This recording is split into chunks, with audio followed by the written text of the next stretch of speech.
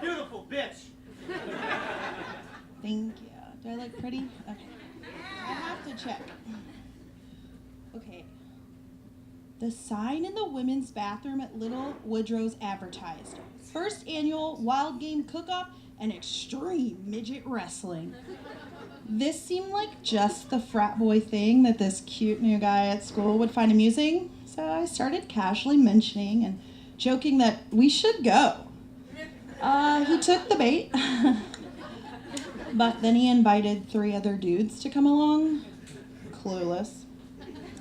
I understand from the Google and extensive programming that I watch on TLC, aka the Learning Channel, that midget is derogatory. It's a slur, and that the preferred term is little person, so I will use little person whenever possible. It was a Saturday afternoon, and I met up with these 4 boys at someone's apartment. A few hours later, after a couple of beer pong tournaments and Jell-O shots, we poured ourselves into an Uber and we were on our way to the wild game cook-off. I can't tell you what wild game they were cooking or if I ate any, but we were right on time for the entertainment portion of the evening and plenty drunk to enjoy it. The Little Woodrow's in Midtown is pretty well versed in lowbrow entertainment for drunk masses. Exhibit A, turtle races. But they really pulled out all the stops that night. For this event, they had brought in this raised platform with a boxing ring, and they put it on the busy corner of Midtown, and they had bleachers all around it, packing in about 2 or 3 times more people than turtle racing gets. Turns out extreme midget wrestling is similar to other professional wrestling in that it's super fake and every performer has a cheesy, gimmicky persona in the ring. We watched the first 2 matches and they were pretty uneventful as far as little people combat is concerned.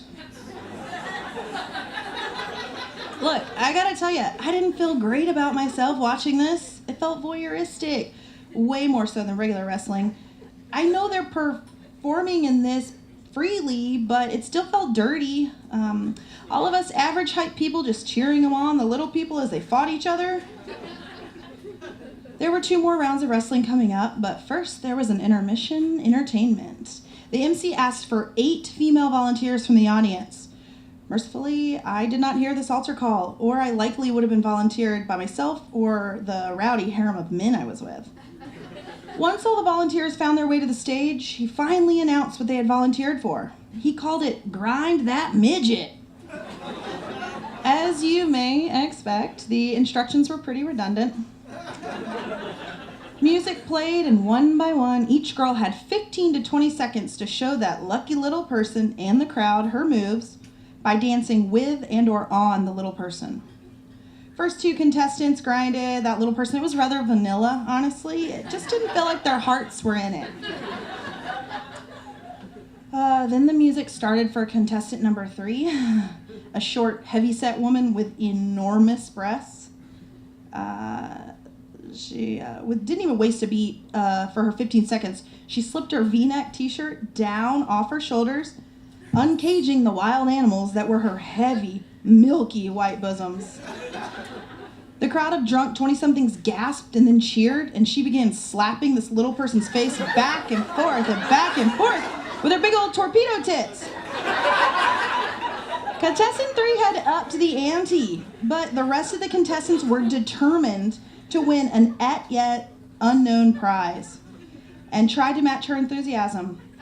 In the 5 contestants who remained, another 2 took their shirts off and launched into various bare breast antics.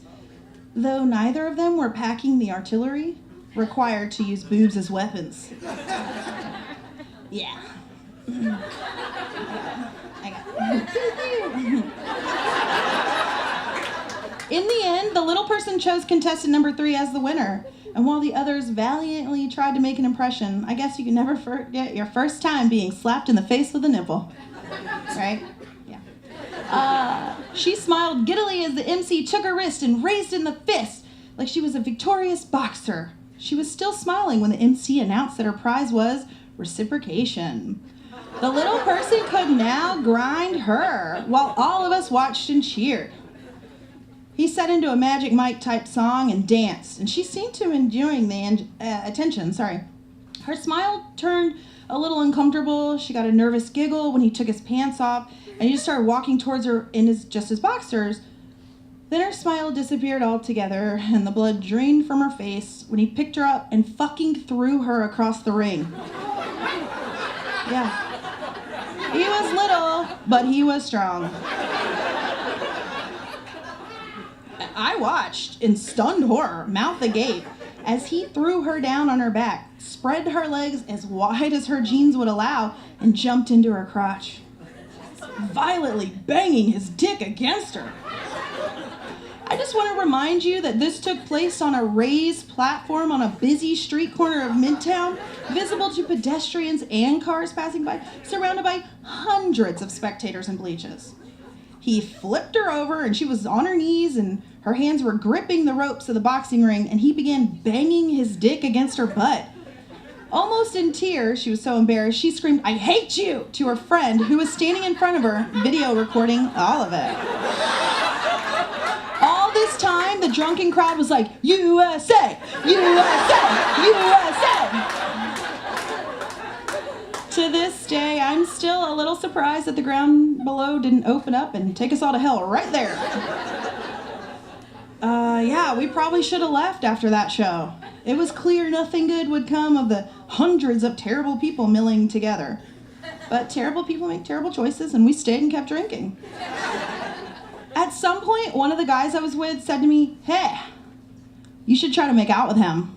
And he pointed not to the cute new guy from school, but to one of the wrestlers. A shirtless little person named Fabio, with like flowing, curly, blonde, shoulder-length hair. My friend motioned for Fabio to come over and said, "Hey, my friend wants to make out with you." Fabio skeptically asked, "Oh yeah? Well, who's your friend?" He pointed at me. I continued standing there silently. We exchanged no words. Fabio looked me up and down, shrugged, and said, "Yeah, okay." It was almost too romantic. Almost like the real Fabio from romance novels. And that's how I simultaneously added and checked off make out with a little person from my bucket list. My horrible, voyeuristic, shitty person bucket list. Look, I caution you not to write this story off as total smut because there's some valuable life lessons. First, always know what you're volunteering for. Like, you risk your friend having video footage of you being dry humped by a pro wrestler in front of hundreds of drunk frat boys.